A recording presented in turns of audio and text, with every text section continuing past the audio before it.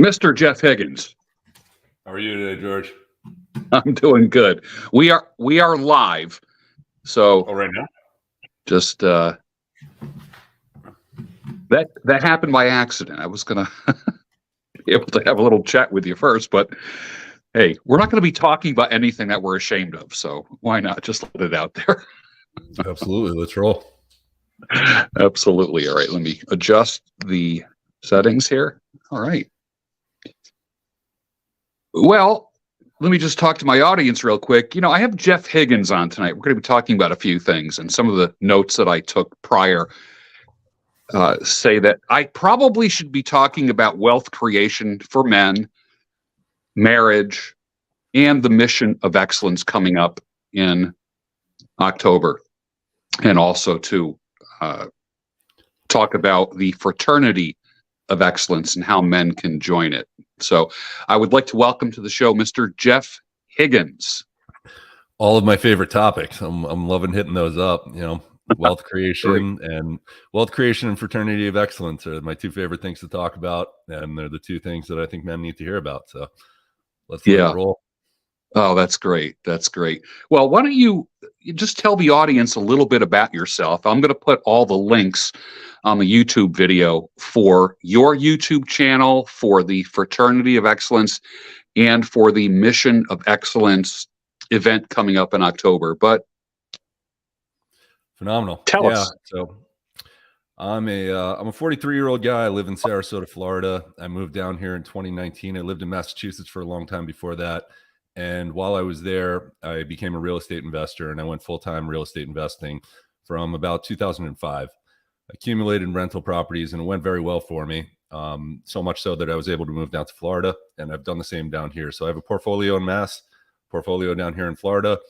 It treats me well, and I've managed to learn how to manage it effectively so that I have a fair amount of time. So just last week, I bought into the ownership of the Fraternity of Excellence because I joined this men's group before I moved from Massachusetts in 2018.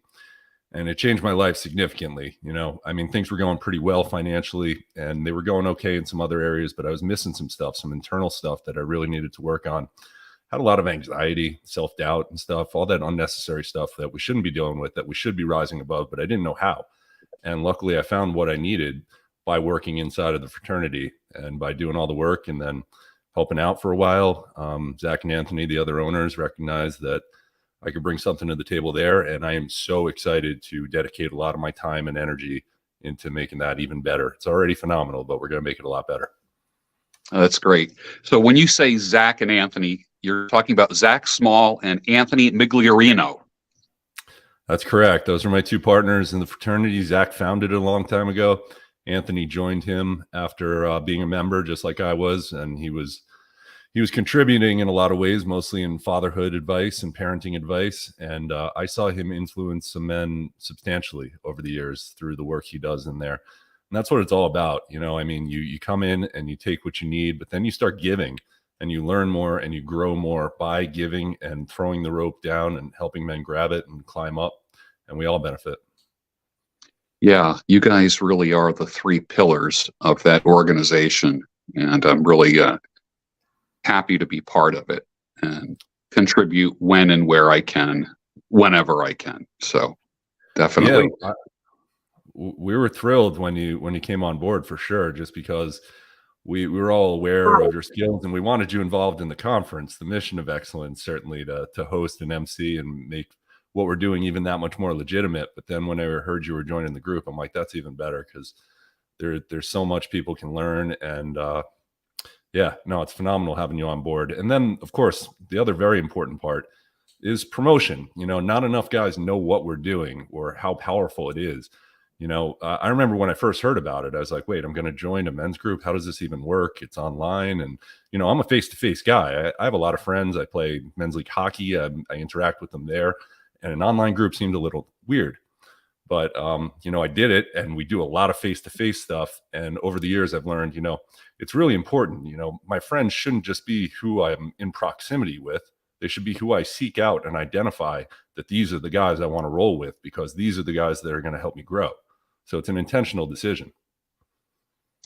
Yeah, I will say that FOE, which we'll call it that, the Fraternity of Excellence, is probably the most face-to-face men's group that I know of. I mean, you guys have gotten together. I mean, I have seen you at like FOE guys at many, many conferences who've attended, and it's like it's never just a trickle.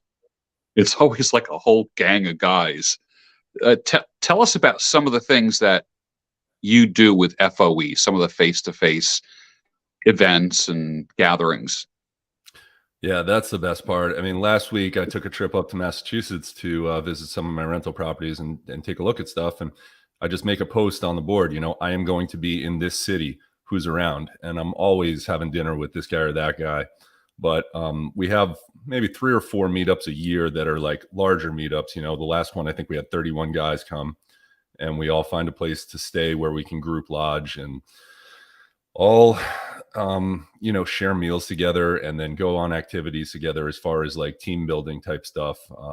We explored a cave, and we went paintballing, and we went whitewater rafting, and a lot of things. We forged these deep bonds in a couple of days by doing this crazy stuff together. I mean, we went whitewater rafting. I fell out of the boat, and like we'll be talking about that for years and stuff. So we have a great time. A lot of progress. People, you sit around a campfire, and it's just men, and we're having structured conversation. We're not talking about sports, but we're talking about like, how have you progressed communicating with your children? And then we share tactics and strategies on how we've improved the relationships there. And there's really nowhere I know of where you can make this kind of progress over a couple days in one of these meetups. They're extremely powerful. Yeah, it was funny. A couple weeks ago, I'm going through this series. It's the 1 Second After trilogy. It's kind of like this post-apocalyptic, nuclear war kind of thing. There's 3 books, and there's a lot of good prepping advice in there. Really, really good. Put in a like a dramatic narrative. If it was an instruction book, it probably would not be read as much as it is, because it's put into a like a fictional type novel in a trilogy. And I had said something in one of the FOE chats about preppers, and I said, well, if we had a prepper group, maybe this would be a great book to go through, and we could talk about it. And someone said, we already have a prepper group. It's already there. And I'm like, wow, I'm scratching my head. I'm thinking, this is like deeper and wider than I ever thought. I mean, I get added to groups. Like, I'll wake up in the morning and see that I was added to, the over 50 group or the pipes and cigars group. And I'm like, all right, cool. So it's like I'm getting more involved in it, getting deeper and deeper in it. And what have I been in it? Maybe about 2 months, maybe 2 or 3 months at the most, I think. Something like that. Just about that, just scratching the surface. Yeah, I mean, it's amazing. We always say we got a guy for that. Like, whatever you're looking to be interested in, or like you lost your job and you need some industry. Well, we got a guy for that. No matter what industry it is, someone knows someone that can help you out. And like, personally, I don't know much about prepping, but I know the guys to turn to who have like ham radio designations and can get you set up with the right ammunition and all that stuff. And it's good to know those people for when you want to learn more about a specific topic that you don't know about. Yeah, I will sometimes follow Jerry, Men of Grit, Jerry, and he's over 50, I believe. Is that correct? Yeah, he's 56, I think. Yeah. And there's a difference between a 25-year-old guy working out and a 56-year-old guy working out. And I don't always benefit from, watching a 22-year-old guy do bench presses and all that. I mean, when I was in my 20s, I could eat a whole pizza, drink a 6-pack of beer, get 3 hours of sleep, and still function the next day. You injure yourself, you put ice on it for a day or two, then you're back in the gym. Now, of course, being 63, you injure yourself and you are out of the gym for 2 weeks. and you don't eat a whole pizza anymore, and you don't drink a whole 6-pack of beer. And you know, when I see guys like Jerry pumping iron, and it's inspiring to me. You know, I mean, I don't want to say it's easy to be jacked when you're, 25, but when you are in your 50s like that, I look at him and I'm inspired. I'm absolutely inspired. It's like that Jordan Peterson thing where, like, you can't look at the statue of David, without being inspired, and it speaks to all men and says, you can be better. You can be better. And I feel that way when I look at some of the guys in FOE. It's challenging for me. It really is. It's a beautiful thing. If the only thing you got from FOE was you get to be friends with Jerry and watch him, it would be worth it. I mean, the guy has taught me a lot about discipline. And, sometimes I feel lazy, and then I will look at Jerry, and there he is jumping rope every morning at 5:30 a.m. And I know I got to get myself, man, but I can relate to what you said, because I'm 43 now, and it was a lot easier 10 years ago, and I'm starting to get the injuries and stuff. But, you go and you learn how to work through them and work around them, and you make sure you're not just going to throw in the towel, and you keep pushing on. But it has gotten a lot harder, and I can only imagine what it's going to feel like 20 years from now. Yeah. And the thing is this, I took many years off, and it was real hard for me. I mean, I was the dip and pull up king, prior to 40, man. I defied gravity. I could throw my weight around like it was nothing. And then I remember, like, a year and a half ago, I got a chin-up bar for a doorway, and I just, like, hung there, and I'm like, holy crap, man, I got some work to do. So I started using resistance bands, and then, now I'm fully back in the gym and using weights and such. But I couldn't even lift my own weight. And it was, and that was from a shoulder injury that just, like, made me very discouraged, because I couldn't raise my arm up. And now, well, look at this. This is the arm that I couldn't raise above my head. So I feel pretty good about that. But that came from, some effort and working through some pain, that kind of thing. How many units do you own? Are they rental properties, multifamily properties? Yeah, so I have 90 units. They're all residential rental properties, primarily in Class C. So more lower income housing. I do a lot of Section 8 rentals, and I specifically sought out that part of the market because I'm a defensive minded investor. I'm always protecting my downside, and I like the demand aspect, especially if you're in an area like the two markets I operate in, Massachusetts and Sarasota, Florida. Very, very high demand. There's not enough affordable housing. So whenever I have a vacancy, they're very easy to fill. Whereas if I was speculating on more expensive properties, there'd be a little bit more risk there. People do well there, but it's not my game. I like the lower end game. It feels very safe, and I've done very well with it. Yeah. I was at a conference last week, the Impact event in Philadelphia, and I met a guy, Dan Zatofsky. I don't know how many hundreds and hundreds of properties that he has. I have no idea. The guy's, I don't know, he did $5.7 billion worth of business. So that's pretty wild.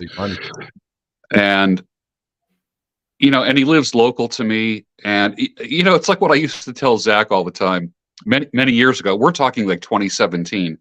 I remember telling Zach, what is a phone call to one man? What is a mountain to one man is just a phone call to another. So I go to this conference, and if I was to make an appointment with Dan Zatofsky, I might be able to get past his secretary in 3 to 6 months, and he might give me 5 minutes of his time.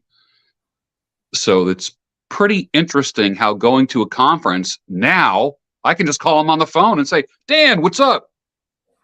And, the bonds that men make, and on a professional level, it's like, yes, here are my rates. This is what I charge, et cetera, et cetera. But you meet each other at a conference, you exchange numbers. Hey, man, call me anytime. Hey, let's get together for coffee. And I'm trying not to be too fanboyish with this guy, but it was really, he was so, I think I posted the video, a link to the video on Fraternity of Excellence. And this guy is just like the ultimate optimist. And he would always talk about, in every room, there's always a king of the dipshits. It was always kind of funny, the guy that always talks about, oh, the economy, the downturn, things are hard, things are tough, and he just walks away from negative conversations. He is just all about keeping it positive. Let's talk about solutions and such. And that reminds me of the Fraternity of Excellence. It is not a place to go and cry without being confronted. I mean, you're going to get some empathy, but you're also going to get 10 guys that might give you 10 different alternatives to what you're doing right now and offer something that you can't see because of your own blind spot. What are some of your blind spots, Jeff? I like to think I have a lot less than I used to have. You know, I had a lot of blind spots to where I was personally weak, but I shared, you know, by being transparent and open, people were able to find them pretty quick, you know, especially, you know, Zach and Anthony, they don't let me get away with much. And I put it all out there. So, you know, I had some self-doubt years ago. I dealt with some anxiety, just, you know, questioning myself, and it wasn't necessary, and it was harmful, and it made life a lot less fun. You know, like I enjoy the things I do so much more now because I'm not always constantly worried about the downside. I believe in myself. You know, I know that I can handle the downsides. And these are the things I learned in the fraternity that just, you know, they're intangible and they're so valuable. I mean, it was the biggest gain for me in that regard. Oh, that's great. What would you consider to be some of your biggest wins? As far as since I joined the fraternity, my marriage has improved drastically just by me realizing I needed to step up my leadership. You know, me and my wife had no issues in that we got along and we loved each other, and you know, we had a good marriage, but it wasn't really as super hot as I wanted it. I wanted more. I wanted to feel that desire, you know, and I wasn't earning it because I didn't know. You know, I bought into some of the equal partner stuff, you know, and I tried to make sure everything was super fair all the time. But I learned that, you know, leadership is what she desired. And she wanted me to take on everything that a man would do and not have self-doubt and not have anxiety, really. So it was all about me. It wasn't about anything her. Once I confronted the things I needed to improve in myself, that was when things changed. You know, when I stopped doubting myself, no one doubted me anymore. It was always me. It was crazy, you know? Yeah. Wow. What is the, like, I know I've referred many people, like when I do my coaching, and my coaching is not ongoing. I know there's people that do like psychotherapy for like 20 years. I'm like, what the heck are they talking about for 20 years? You know, like, don't problems ever get solved? With coaching, I at least help guys solve a problem, and we can, you know, have some wins. It's very, very finite. There's a beginning and there's an end. But one of the things I never liked doing was just tossing a guy out. And one of the things I do is I've referred some guys to FOE for, well, in the psych field that I worked in for decades, we used to call it aftercare. I don't call it aftercare anymore, but more of a like a group mentoring, that kind of thing. And I always felt that that was important, rather than just letting the ball drop and shoving a guy out there and say, okay, you know, we worked together for so many sessions there. Now you're on your own. Good luck, buddy. And I like the idea of a guy landing somewhere where he's going to be with other men who may have struggled with some of the same things. And I think a group attacking an individual man's problem is brilliant. It's like a mastermind session, in the sense that you get 10 different solutions. You know, you go on a live call with 10, 12, 15, 20 guys, and as you're kind of doing a round robin, all right, anyone got any news this week? Wins, losses, whatever. And one guy speaks up, and boom.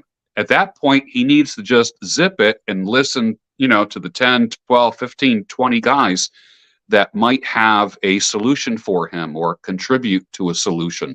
What is your experience with that? 100%. I mean, as far as cutting someone off, some concepts take a lot of time, and some happen quicker for some people than others. I know for me, some specific things took me a very long time, and I needed to hear it multiple times from multiple different people 10 people might say the same exact thing, slightly different, and one of them will hit hard for you. So it was worth it for me to stick around.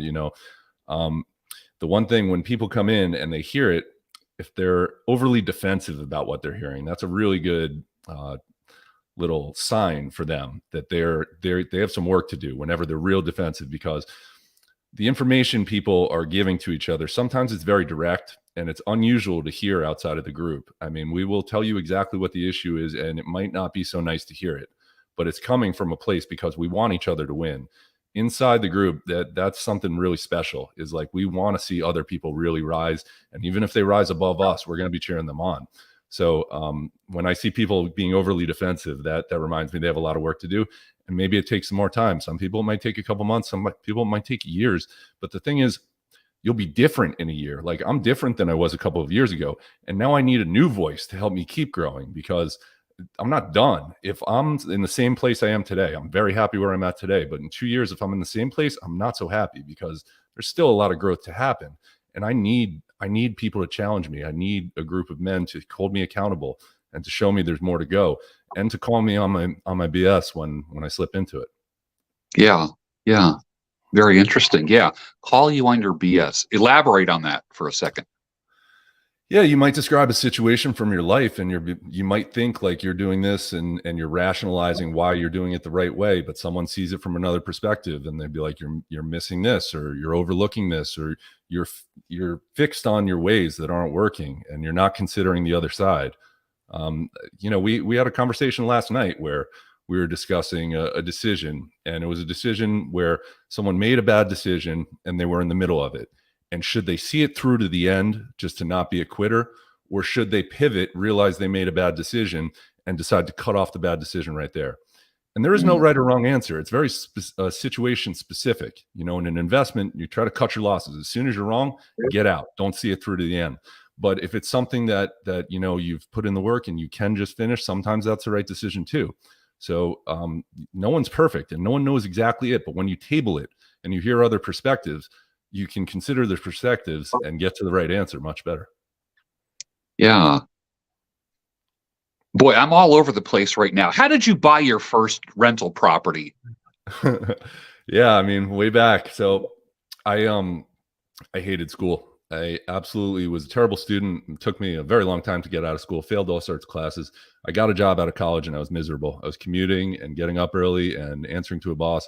And I decided, like, I would rather fail trying to be an entrepreneur than succeed as a corporate employee. It just wasn't for me. And God bless who it's for. That's fine. It just wasn't for me. So, I grew up and I was interested in investing. And my grandmother and my father were stock investors, and my uncle was a trader independently. But I couldn't grasp liquid securities. So I was searching for something more dependable. So I read a lot of books. People recommended some real estate books. I started reading them, and it made a lot more sense that the monthly income was more predictable. So I studied and I watched the market, but we were in right before the great financial crisis. So I actually quit my job. I was playing online poker for a couple of years. Now, this was like 2004, 2005, the height of Poker Stars and Party Poker, when every football game you watched was a commercial for them and Chris Moneymaker. And it was somewhat easy compared to today or previous, probably. So I got by doing that for a couple of years. I saved a little bit of money, and prices came down into the global financial crisis. Cash flow looked good enough that I made a deal, and I was aggressive in seeking out people to lend me money. So I did a lot of risky things because I realized while the GFC was going on, I realized, like, this is crazy. Housing is way too cheap as far as what it rents for versus what it's selling for. So I levered up as crazily as I possibly could. And it all worked out. I'm still holding a lot of those properties, but I bought every single year from 2008 to today. I bought at least one or two properties, sometimes many, every single year since. So it's a great business. I love rental property. You can get hurt if you over lever. You got to make sure if you're going to leverage up, it's got to be at the right time. I'll never be as aggressive as I was back then. Yeah. Wow. Would you recommend real estate as an investment option for anyone else at this point? Or are you telling people to avoid it? Don't do what I did? Are you excited about it? No, I mean, I'm still buying, and I recommend people do. You can't do it haphazardly. I'm a cash flow investor. Like, so if there's no cash flow available, I'm very, very careful and I stay low. If you search really hard, the real estate is an inefficient market, whereas a stock is an efficient market. There's penny spreads on it. You can get a real estate deal for whatever two people agree on. So, I mean, if you're out there and you're interacting with people, if you're pursuing off-market deals, you can negotiate a good deal. There's always something to be had. Right now is more difficult than it has been in other years. But on the same token, nothing ever looks easy in present moment. It always looks easy in hindsight. So, I think in 15 years, we'll look back to 2023 and be like, yes, it was a little bit high. Maybe it came in a little bit 2024, 2025, but 2035 is going to be a lot higher than 2023. We're basing things off of 30-year mortgages now. Maybe we're basing them off of 40 in the future. There's always a financial scheme. They want interest rates low. I think housing will continue to appreciate. The last thing I'll say on that is, like, if you look in Europe or Australia or New Zealand, people are more accustomed to paying a higher percentage of their income for housing. We've actually had it pretty good in America in that, we've been accustomed to paying 25, 30% of our income for housing. In Europe, they're used to paying 40% plus, in a lot of places. And I think that's probably in our future. Yeah. Interesting. We have a question here. Will you take a question, Jeff? Absolutely. Yeah. Thea Bardetti says, I'd like to know what Jeff's opinion is on Airbnb properties. Personally, I don't like it, but I've seen people do very well in it. But to me, it seems like a lot of hard work. You're turning it over. When someone moves in, I don't want them to stay for a year. I want them to stay for a decade. If staying for 3 days is no appeal to me, it's just a lot of work and management and hiring cleaners and turnover. That's one thing. Two, I don't want to be beholden to a corporation. I don't want to be beholden to Airbnb. You're at their whims of raising prices. Then three, the local municipalities, if they change the rules, now you're beholden to that. So people are buying these short-term rental properties and basing it on current things that might change that are completely out of your control. And, the cash flow is very, very good if you're a good short-term rental operator. And I've seen people do very well in it. But if you're justifying paying more for the property based on this high cash flow because of short-term rentals, that sounds to me like you might get in a bad situation if things change. And as a defensive-minded person, I like what I do. Ah, excellent. Excellent. Those are some things that I didn't think about. You don't want people staying there a year. You want them there for a decade. I like that. Turnover costs money. I mean, especially on an annual rental, you lose rent. You have to fix up the property. You got to paint it. It's always a risk when someone else comes in. It's just, I want to keep people as long as possible. Yeah. Let's shift gears back to marriage. Leadership in marriage. I mean, relationships are a big part of everyone's life, whether we have them or not. Thea just said, thank you very much. Very helpful. You're welcome. When it comes to marriage, you said you had kind of like an equal philosophy. Is that more like just like roommates that wear wedding bands, that kind of thing? Or Nah, I mean, it was never bad. And trust, I mean, I see marriages that are far worse than mine. Was always good. I wouldn't even say mine wasn't good, but I wanted excellence. I mean, marriage is a big part of my life, and I love my wife, and I just wanted the best of the best. I wanted that fire. I just wanted the best relationship possible, and I knew that there was more somewhere. I knew something was lacking.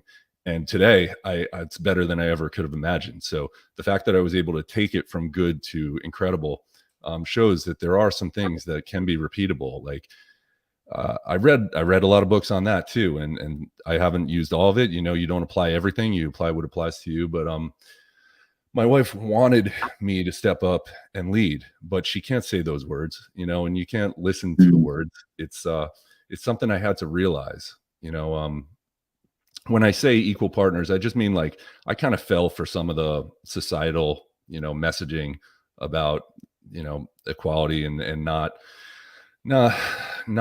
being overly domineering and stuff. I was very sensitive to that. I didn't want to be a jerk or something. I was too aware of that. But when I really embraced myself and just did what I'm supposed to be doing, it has a lot to do with eliminating the self-doubt and the worry. It came down to belief in myself and not questioning myself. And it's little things. It's like, if something happens that a man should take care of, a man should take care of them. and I shouldn't ask for permission to do things, and like, is that okay? Am I checking in with you? Something like if we go out on a date night, I plan everything, just be ready at 7. I have the dinner reservation and I have everything ready to go. And it's just taking things off of her plate. So it makes the experience easier. Now she supports me a lot too. I don't cook my meals and I don't wash my clothes. And she does a lot of traditional feminine stuff for me. And I really appreciate that. And I love her for that.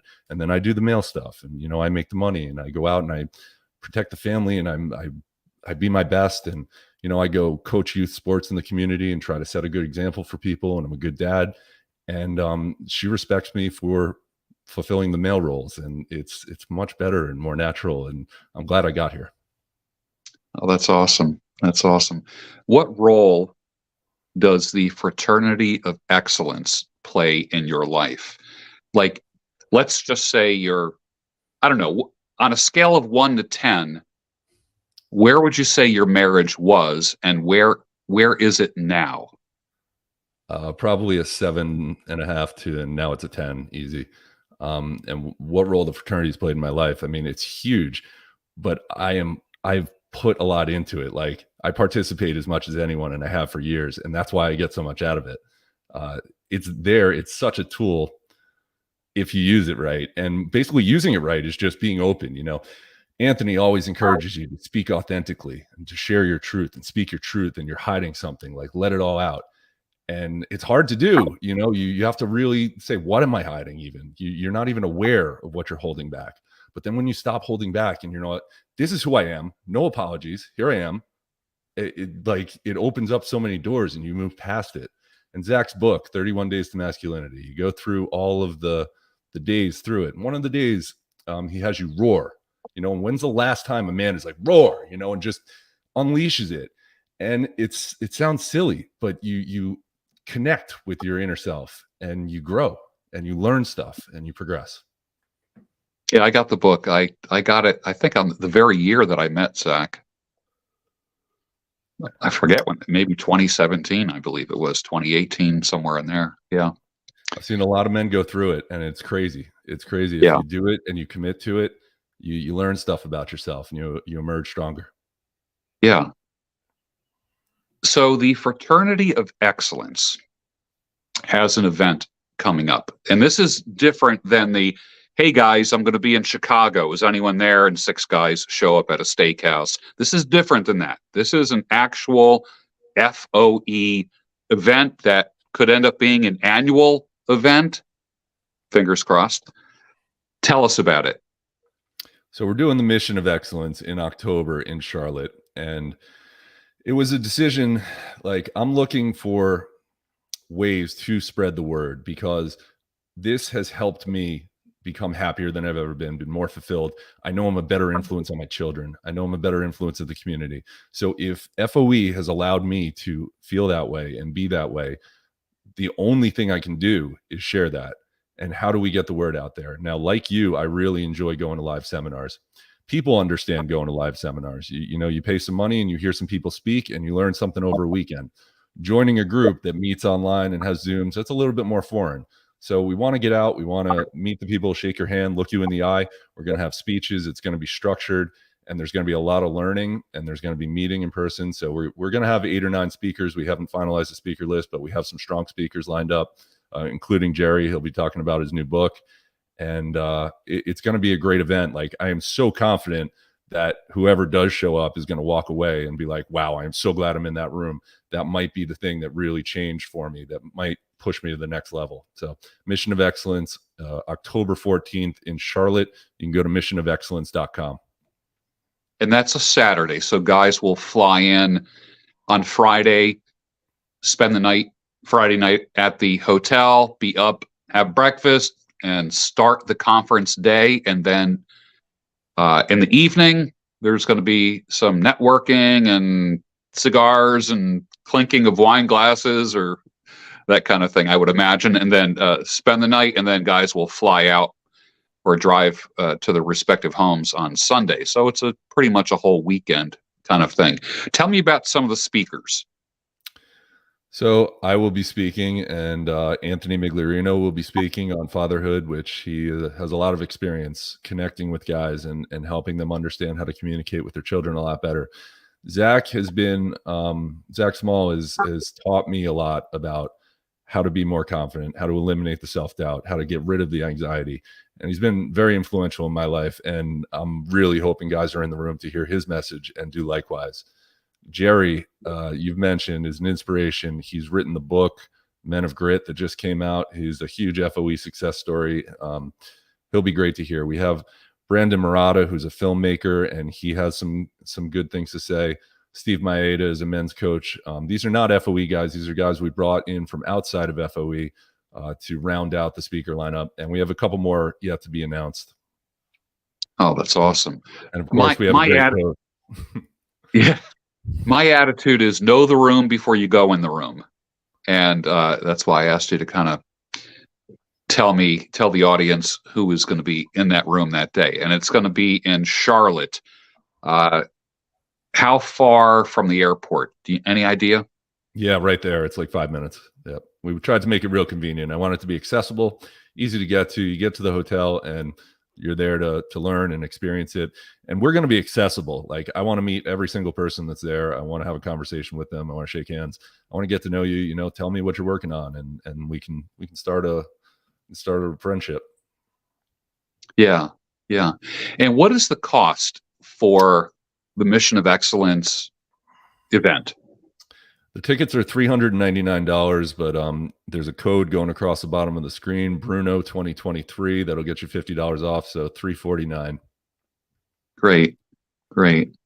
And then the Fraternity of Excellence, which is sponsoring the Mission of Excellence. Talk about that to the audience. The Fraternity is it costs $99 a month, and you join, and it's really that simple. Like, we welcome anyone who wants to grow. People are confused about what's going on inside, and I wonder, why not just jump inside? Because there's no contract, there's no risk. If it doesn't work out for you, hey, we will wish you well, and we always do if you move on. But you sign up, you say join now. You have an onboarding call. We tell you, the way you're going to get the most out of it, and what to do and what to avoid doing. And you jump in, and you get a message from me, and I encourage you to meet me on a Zoom like soon. And then we get on and we hear what you're working on. What are your goals? What are you trying? Where do you want to be? Like, why did you join? And you share. Like I said, if you are open about your life, you are going to make progress, because unless you just put your fingers in your ear and you don't want to listen, you're going to hear something. It's like like you talk about when you go to a conference. If you take one thing away, that one thing can be powerful and change you. So, I mean, Fraternity is an unbelievable tool. But since people are still unfamiliar with an online group, we recently started a free private Facebook group called the Path to Excellence. So if you want to kind of check us out and like see what we're about, we're dropping a little bit of content in there just so you can get a feel for our messaging, see if it resonates for you. So if you want to go to Facebook and find the Path to Excellence, you can jump in there for free and keep an eye on us. Excellent. Tell me about some of the groups that meet. Some of the online groups, the Zoom groups. Oh, sure. So Tuesday and Sunday, we have a round table, usually led by Zach, and we alternate between mind, body, and spirit topics on Tuesday night. Sunday, we discuss wins and losses, what went well that week or what's in trouble with you. On Wednesdays, we have a sex and relationship call where people discuss their marriages and how to get better marriages. And we make a lot of progress there. People that are open on, I love it. It's like my favorite when someone walks in and their marriage is not in a good place, or we have some people with one foot out the door, and we kind of help them realize, like, you haven't tried everything yet, and there is some work to be done, and hold the mirror up and do everything that's under your control before you make that decision. If it's still bad and you got to walk, sometimes that's the right decision, but you might as well do everything you can do first, right? Thursday night, there's a parenting call. I spoke about that. And then there's like ad hoc Zooms throughout the week, but it's a very active group. I mean, we connect a lot. So. One of the things that I've done on a fairly regular basis is kind of show up at this coffee and camaraderie thing on a Sunday morning. Mm-hmm. And that's from what, about 7:30 to 8:30 or something like that on a Sunday morning. And that has been pretty cool. Yeah, I love them. I try to make as many as I could, and I guess now it's my job, but I made them all when it wasn't. I see the question on the screen, anything for seniors 65 and older. We have a few 60 plus men, including George. And yeah, there's also stuff for single guys. I mean, I'm talking about marriage a lot. There's a dating channel, and there's guys who have deliberately chosen that they want to have Playboy lifestyles. And that's cool too. Like, if you're pursuing excellence in some area, like let's say you don't even care about your personal relationships, but you're really driven to become more fit and you want to make some more money, come in and focus on that. We don't niche down. We're really broad, and there's a lot of guys. There's 160 guys right now. All sorts of people have different strengths, and you can find what you're looking for. But no, if you're 65 or older, that's fine. You're welcome. If you're 21, you're welcome. So that's awesome. That is pretty awesome. I know. It's hard for me to find a group of peers because I just find that so many guys, once they hit 60, they feel like they're coming in for a landing. And I don't feel that way at all. I get inspiration from younger guys all the time. Everything from workout advice to just hearing you talk about real estate investing. I mean, just that right there is just kind of making some gears turn for me, even at my age. If somebody in the audience has never been on a Zoom call, explain how that works, because there are people who might be a little bit of technophobic and such. Tell us how that works. Yeah, we have some low tech guys. I'm kind of a low tech guy, to be honest with you. Like, I'm an analog guy, but it's just like we're talking right now. You can do it right on your phone. A lot of people take the Zoom calls right from their phone. You talk into your phone, and there's like a little video camera. It's like you're watching the Jetsons from way back there, right? So it's really not too difficult, and we can get you up to speed, and we could hold your hand for a little bit and kind of show you the ropes on how to do it. But it's very easy. Everyone figures it out. But I wanted to circle back on something you mentioned earlier about like being 65 and finding friends. It applies almost to any age. It's like what I see men do is they're friends with people in their proximity. This guy's my neighbor. This guy's friends with my wife's, she's my wife's friend's husband. And you have these friends who are convenient. But we talk about you're the sum total of the 5 people you spend the most time with. So what an important that decision is. Who are those 5 people going to be? So that should be a really deliberate decision. And that's one of the benefits of today's technology. There's a lot of downsides, and we can talk about that, but the upsides are we now are not geographically limited to who we can seek out. Like, I saw Zach's content, and I'm like, I want to be friends with that guy. So now I'm friends with him, not because I live in the same town with him, but because I deliberately made a decision. I'm going to surround myself with the people that are going to help me grow.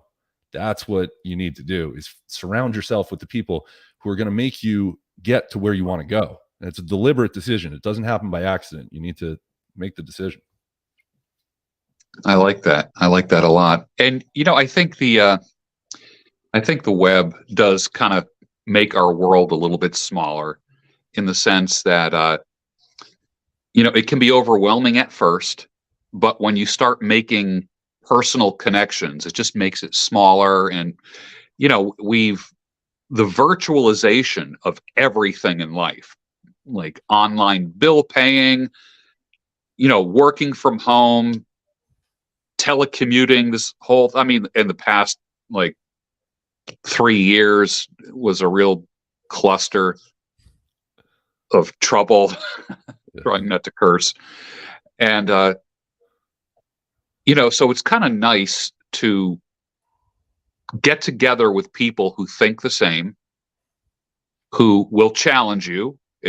Like, the fraternity of excellence is not filled with yes men. From what I see, someone says something, and I've seen some guys get confronted, of course, with care, not to be turned off. But I've seen some guys, hold another guy accountable in front of other men, using the kind of the group pressure technique, but not embarrassing the guy.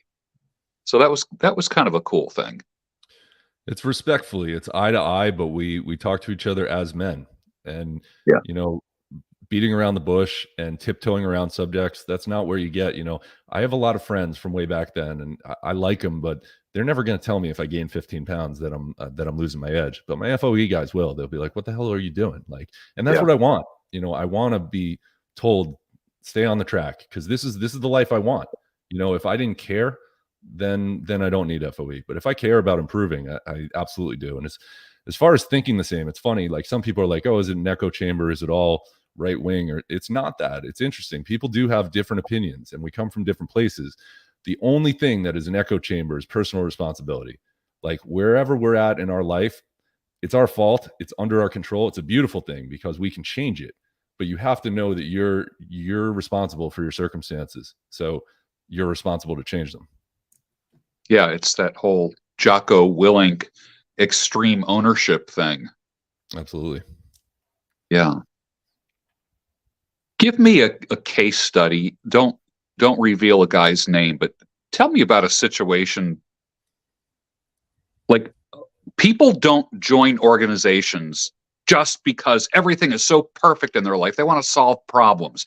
Give me a case study, and I'm sounding very psychological now, about someone who joined, had an issue, had a problem, and found a solution, and there's a great outcome now. So give me problem, solution, outcome. I mean, the first thing that comes to mind is marriage. And I mean, I told you my story, but there are so many like it. Obviously, not everyone came in with a 7.5 looking for a 10. Some people come in for a 2. I mean, there's one undergoing right now that was absolutely in shambles that is looking like it's going to make a full recovery. So that's good. But sobriety is another issue. There's some people that need to stop the drugs or the drinking. And maybe sometimes they come in for something else and they realize, like, there's a lot of guys in FOE who have chosen to be sober that never had a drinking problem. I'll be clear. I actually did have a drinking problem. I've been sober for 8.5 years. So I like to guide those people too. But I really like it when a guy doesn't have a problem, but then they choose to, because they know that it's keeping from their fitness goals or keeping them from their best selves, and they choose to pursue that. So that I've seen a lot of progress with guys reaching a higher level because they've addressed that. Financially, we run financial challenges now. This runs the gamut. A lot of people talk to me about real estate investing, or I invest in other things, and we'll talk about that, and that's great. But what's even more important is the guy who has a lot of consumer debt and he doesn't know what he's doing. And we kind of show him what's actually happening, because what's obvious to me isn't so obvious to a lot of other people. And people have leaks. So we try to make them, if you're in a bad spot and if you're asking for help, we'll tell you, lay out your budget, show us what you're spending your money on, and then we'll help you analyze it. So I've seen guys go from tremendous credit card debt to getting blank and not having any debt. And, that frees them up to be a better family man. Even it's just mental headspace, it's progress, it's growth. So there's a lot of stories like that on different topics, and yeah, there's no shortage of them, and it's going to keep happening. I mean, new guys are going to come in and we're going to see it again. And I'll tell you the truth, like, new guys are going to come in and it's not a magic pill. If you don't do anything, if you just sign up and click the button and don't do anything, it's not going to work. You actually have to come in and put in some work, but it's a good tool. You can buy the best tool in the world. If you leave it in the garage, it's not going to cut your wood for you. You actually have to read the manual and learn how to cut the wood. Yeah. Yeah. That's so true. Regarding the just like the guy who might be sitting on the fence right now, and he's never been part of a group before. He's afraid to pull the trigger of joining something. You did address the issue that if a guy wants to join for a short period of time to see if it's for him, that's cool. So there's not like, no one is signing up for a 1-year commitment with the Fraternity of Excellence. Is that correct? I mean, some people are. You're welcome to, but no, a month is all you need. And if it's not for you, like, we don't want to take your money anyway. Like, I mean, I've downplayed a little bit of my financial success. I do not need to do this. This is my life's passion. I've seen what it did for me, and what it did for me is it made me happy. Like, I got happy in the last couple of years. I got rich a long time ago, but I got happy in the last couple of years, and I want to share that with people. And yes, there is a cost to it. There's a administration behind it, but you also need to buy in, and it's worth it. It's so worth it that it feels silly to talk about. But yeah, the idea is just, you try it. I mean, things are scary. You got to move past what you're scared of. A lot of the rewards are on the other side of your fear. So if you're scared about joining a group, what it's going to be like, meeting these guys, having them, question about you. That's the fear you got to overcome if you want to get where you want to go. Yeah. What about guys who are going through a divorce or a breakup? Would this be an appropriate type of place for them to kind of show up? 100%. It's actually, I almost think we should target our advertising towards people getting divorced, because people come in and it is a chance to restart their life and pivot and do it the right way and kind of take a look at how they were and where they want to be. And it's like a fresh start. Like, I've seen divorce be a huge opportunity for guys to get a second chance. And yeah, you can't let it define your whole life. It's something that happened, but there's so much more afterwards. And I don't even care if you're 65 and you're just getting divorced. You still have a lot of good years ahead of you if you decide them. It's so within your power. And joining a group like this is within your power to make the decision, to get the tools, to write the next chapter of your life the way you want to write it. Yeah. All right. So here we are approaching the midweek point on the calendar.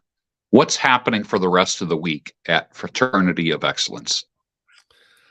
Yeah, I mean, right now the board is going. People are having conversations. I'll check it out as soon as we're done with this call. If there's anything I could add to, I will. I'll look at my DMs. We have the fatherhood call tomorrow night. I mean, I did the sex and relationship call this afternoon. We're going to move that to night times, but things are going all the time. And someone actually hit me up last night at like 9:30 and was like, I need to talk to you within the next 48 hours about a very important topic. And I was like, 8:45 a.m. tomorrow. And I got on 30 minutes this morning just because, I'm friends with the guy. It wasn't because, I'm co-owner of the group. I would have done it a year ago too. So Sure.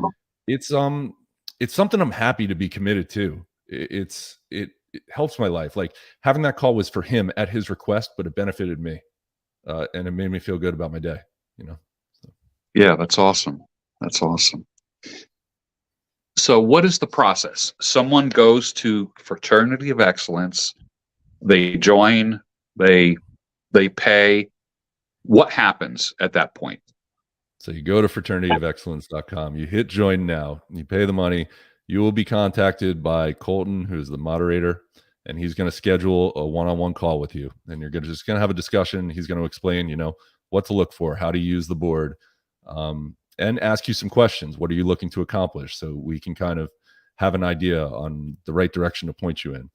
You're going to get a login to the board, and you're going to get a schedule of the Zooms. And then you're going to get a DM from me, and we're going to start a conversation. And I'm going to encourage you to participate, and I'm going to ask you what you're working on. And then it's organic from there. It's a little bit of a choose your own adventure. Like I said, a lot of people have different results. The more you put in, the more you get out. But you're going to hear from me, and you're going to have the opportunity. And if you write to me, you're going to get an answer back. I've never not returned a message. So that's what you do. Excellent. And then as far as Mission of Excellence, the event coming up in October. What a great time of year. October is magnificent up and down the East Coast. You'll be coming up from Sarasota. Where are other guys going to be coming from to come to Charlotte? I think all over. I'm not exactly sure. Some of the guys are based in the Carolinas, both South and North, Tennessee, Ohio. I'm sure someone will come in from the West Coast. I think a guy bought a ticket that lives in Salt Lake area. So all over the U.S. I mean, we have some Canadian brothers. I would love to see some of them come down, but wherever. But I'm so excited for that event. I'll be honest with you. I'm nervous. I've not had a ton of live speaking experience. I've had a little bit, and it's been important to overcome that fear and to try to develop my skills. And I'm working on that because communication, I worked by myself for a long time as an investor, and I wasn't interacting with a lot of people. And the last couple of years, through communicating with FOE, I've learned that I needed to improve that about myself. So I'm really working hard on it. I'm excited to speak at the event. I'm excited to hear the speakers. I know I'm going to learn something important, and I have no idea what it is. So October, I'm really excited. I got to wait another, 5 months? Oh, geez, it's going to be a long wait.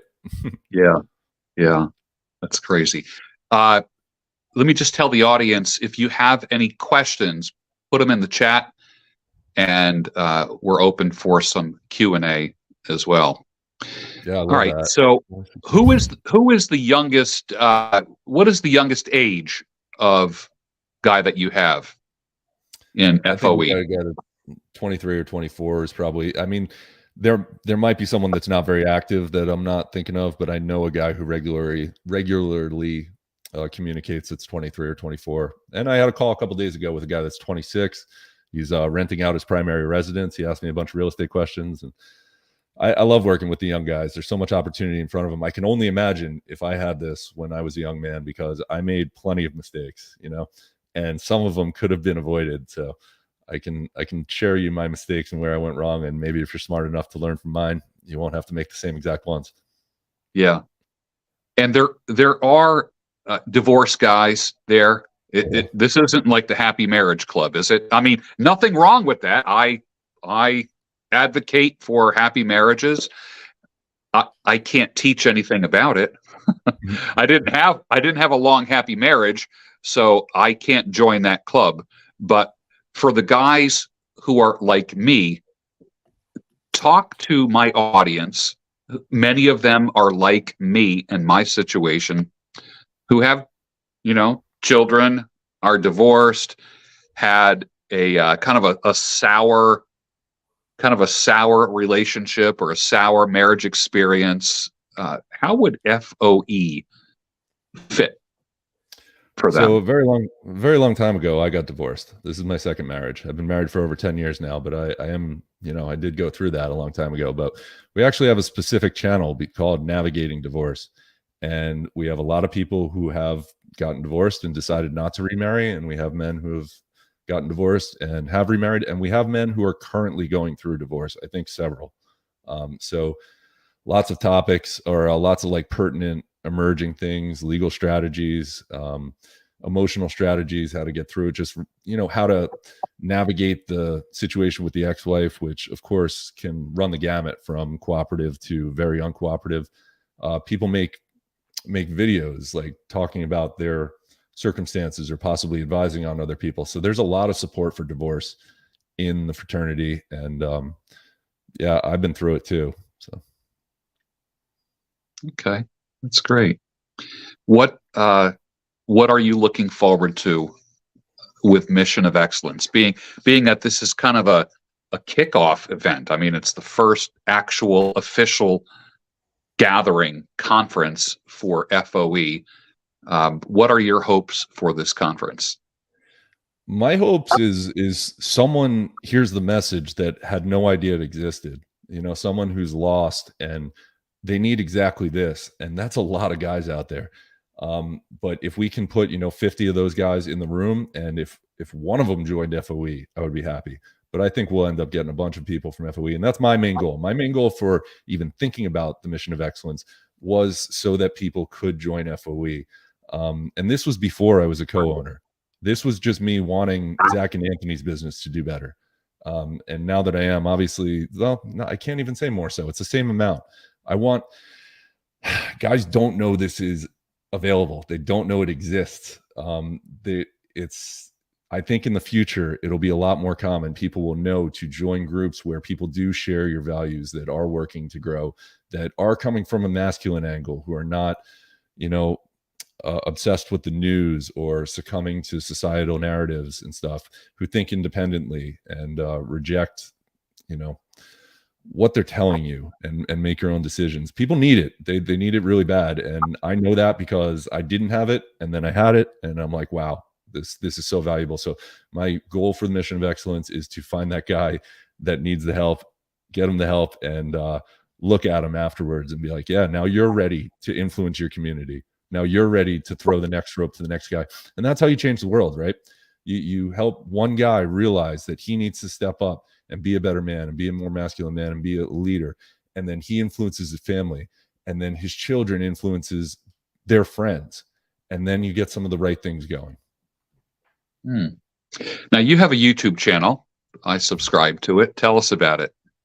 I've been, I'm new to the content creation world. So I like to talk about men's issues, but a lot of people want me to talk about real estate. So I make a lot of videos on property management and, tips and tricks on that.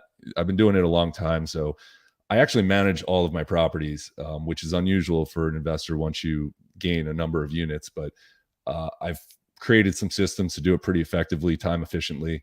And I'm not a huge fan of property management companies just because they're inefficient. And basically, I hire a property management company, they're going to hire a guy to do the work. So I just cut them out and I hire the guy directly. I take the calls and I make a call. I can't really swing a hammer. I wish I could like have those skills, but I don't have them. And I do other things.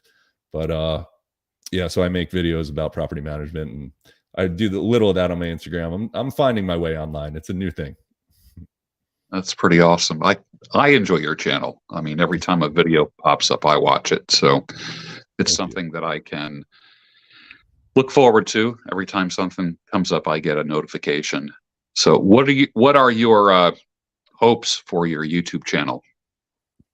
I don't even know, man. I'm learning. I'm really learning. So like it's similar to FOE. I just want to reach people and help people and make friends. Like I started going on podcasts and I met some really cool people that I had no idea were out there, and they ask me for help, and I'm happy to help them. At this point in my life, I have what I need, really. So interacting with people and meeting new people, and then like I like to talk to them about real estate, but then kind of try to tell them about masculine leadership and like try to get them on board that way. So I'll go on a real estate podcast and I'll end up talking about leading your family better, which is kind of funny. So I would like to learn how to communicate some of the leadership in your family issues a little bit better, but real estate comes so naturally to me that I end up going back there. So we'll see where it goes with the YouTube channel. I'm having fun. I'm enjoying it. And hopefully I'm improving. So if my communication skills improve, I can promote FOE.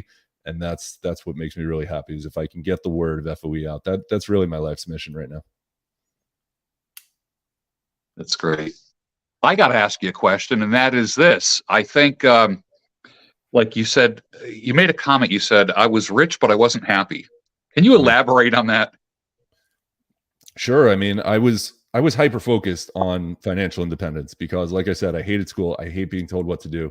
I never wanted to have a boss. So all of my focus went into how am I going to get out of the rat race? And I did that. And I wasn't unhappy, but I didn't have what I wanted. Like I wanted respect, and I thought I wanted it from other people, but I really wanted it from myself. Right. One thing that really resonated with me, a big thing was, what if you lost it all? What if you lost it all? And that was such a horrifying thought to me. Like, oh my God, then I wouldn't be financially independent. I'd have to work. I had to get comfortable with realizing, F that, I can do it again, because I'm not what I did. I am who I am, and I have all the capabilities, and I could start from scratch. And then you take it a little bit further. Like I look at people who lose their health, but they remain strong because they're mentally strong. Like, yeah, if I lost my ability to walk, my life is not over. I have to take my circumstances and make the best of them. And that comes from mental toughness. So developing my own mental toughness was the thing. I don't even remember the original question. I'm like off on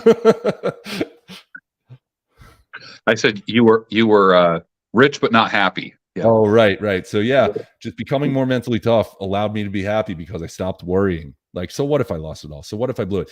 When you're attached to outcome like that was the thing with my marriage too. It was like, I can tell you, like, I really liked this girl. I always wanted her. And then I had her. So I was like playing not to lose rather than playing to win. But once I accepted, I'm going to be okay.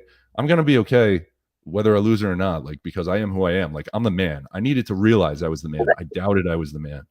But then once I realized that I was, it was like the world realized I was. But until I did, the world wasn't going to realize it. And now life is completely different. Playing not to lose, but playing to win. Wow. That's profound. What's the difference? I mean, in a sports analogy, it's whether you're trying to score or whether you're trying to stop the other team from scoring. So, I mean, it's weird as an investor because you're always watching your downside. But if you never expose yourself to any upside, then you're not going to win either. So it's managing risk, and it's going after for what you want. So let's say a guy's in a marriage and he has a 7 like I had, or a 7.5 of happiness. Now I could say, okay, if I want the 10, I'm going to have to take some risk here. I'm going to have to do something and become who I want to become. And what if she doesn't like that? And what if she leaves? So I'm playing to win. I'm becoming that man because I decided I'm going to become that man. But if I'm playing not to lose, I'm just going to keep the 7.5. I'm going to keep the status quo. I'm not going to take any risk. In order to Mm. become the best, you need to be willing to lose. You know, if you're going to play to win, you got to risk loss. But I mean, manage your risk. Don't be nuts. But you have to be willing to take some risk. There is no reward without any risk. Wow. I remember seeing something with Geraldo Rivera at least 30 years ago, and he had a bunch of entrepreneurs, and they had a cordless mic, and he was asking them questions. They were passing the mic around, and the last question was, what is the reason for your success? What is the biggest reason for your success? And they just literally passed the mic around, and one after another they said risk, risk, risk, risk. None of them played it safe. I thought that was kind of interesting. Especially at the tail ends, like the biggest winners are the riskiest people in the world. I mean, look at the richest guy in the world. Elon Musk is the best at borrowing money and leveraging it, betting it again and betting it again. Risk is inherently tied to a reward, and you don't have to be the riskiest guy in the world, but if you take no risk, you're guaranteed to lose. So you gotta figure out where to expose some. Yeah, I mean, if you're completely protecting your downside, you're never going to leave the house. Walking across the street is a risk. You know, you might get hit by a car. So you get people that become agoraphobic, and you're scared of everything. So if you let fear dominate your life and you avoid all risk, maybe if you treat what happened in 2020 and you're unwilling to take any risks, it's not a good way to live. You have to be comfortable with accepting the risk of life. I look at things like annuities. Like if you buy an annuity, that means you're scared of risk. So what do? You get a terrible return. The insurance company is going to absorb that risk for you. You take no risk and you're going to get a terrible return. Maybe you take a little bit of risk and you put your money in the S&P. Well, you're going to get a much better return than the annuity. So that's how life works. If you don't take risks, you're guaranteed to lose. Boy, that stuck with me. That's something. Playing it safe nobody ever benefits from playing it safe, I don't think. It's playing just defensive minded is no fun, you know, too. If you're just always concerned about what you have to lose rather than what you have to gain, it's a better outlook trying to grow rather than to protect. I got an interesting question. Is there anybody in FOE that doesn't have a beard? It's like a beard convention. I know the first time I was on a Zoom call, I'm like beard, beard, beard, beard, beard, beard. It's like the facial hair convention. It is, yeah. It definitely is a common thing. There are some clean shaven guys, but hopefully they'll get the word soon. That's pretty funny. Any final words for the audience? No, I just want to say thank you so much for having me on, and so happy to have you involved. And I think it's really cool that people resonate with your content so much because you have a lot of good advice for people, and I applaud you for leading them in the right direction. And I am super excited that you'll be hosting Mission of Excellence because I've seen you host conferences before and very impressed, and it brings a level of sophistication, and it lets the audience know, like, we're not effing around here. Like, this is serious. Like, we're here to do something. We're here to make progress. So you bring us that level of professionalism. So thank you for that. And thank you for this opportunity to talk to your audience. It was great. Thank you for the comments for everyone. And you know where to find me. And if you're not ready to make the jump, make the jump. But if you're not ready to make the jump, join the free group, Facebook Path to Excellence, and we'll talk in there. So if somebody joins FOE, they will get a chance to speak with you. Is that correct? Oh, 100%. Yeah. No, okay. You'll know me. Yeah. Okay. And if somebody wanted some consulting, if someone said, hey, man, I want to buy my first rental property, you're the guy to talk to. I mean, you got close to 100 units. So you know that field. It's kind of a joke. I mean, you pay $99 and you get access to me. But when we have 500 members, I'm probably not going to be able to give quite as much time to every single person. But right now, if you write something in the real estate channel, you're going to hear my response. And if you ask me to get on the phone with you for 20 minutes, what am I going to do? I take every call. So I can't promise it's going to be that way forever. But right now, any single FOE member that has a real estate question, they get one-on-one from me. Yeah. Anthony Miggs says, can I still wear a tank top? He gets to do whatever he wants. That's pretty funny. That's pretty funny. So, all right, I would just like to encourage the guys here. I know there are some ladies watching, but the Fraternity of Excellence is a group for men. It's an online group for support, leadership, recovery, everything that a man deals with in his lifetime as he's maturing, as he's coming in for a landing, as he's building his career, if he loses his job, if he's going through a divorce, if he's getting engaged to be married. It's just a really well-rounded organization as far as support for men. Is there something for a guy? Is there stuff 7 days a week, would you say? Yes. Okay. Yes, there's activity every single day. Okay. And if somebody just wants to click a link and join something and not actually be part of a discussion, if they just want to kind of eavesdrop on something, they can do that. Is that correct?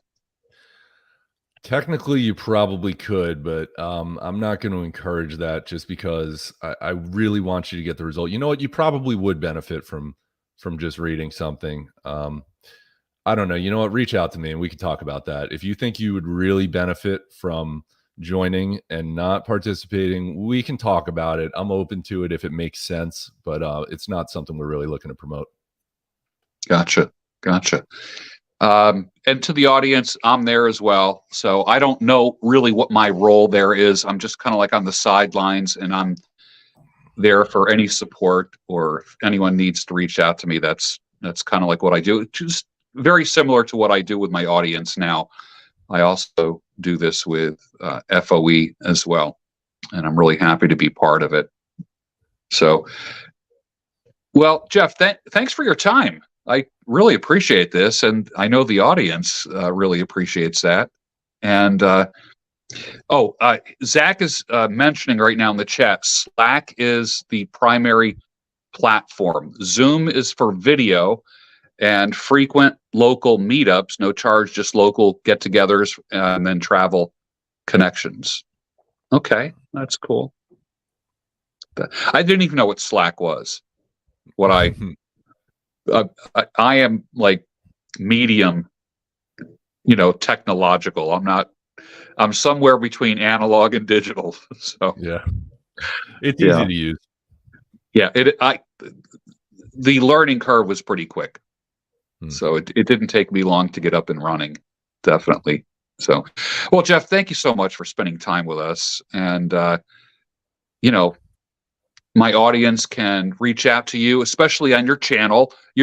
Is your channel your name, or is it the podcast name? It's Jeff Higg, JEFFHIG, and that's the same as my Instagram, or you can find me on Twitter at Jeffrey Higgins. So okay, I'm easy to find. Okay, excellent. All right, thanks a lot, Jeff. And whoever is watching, make sure you subscribe to his channel, join FOE, check it out.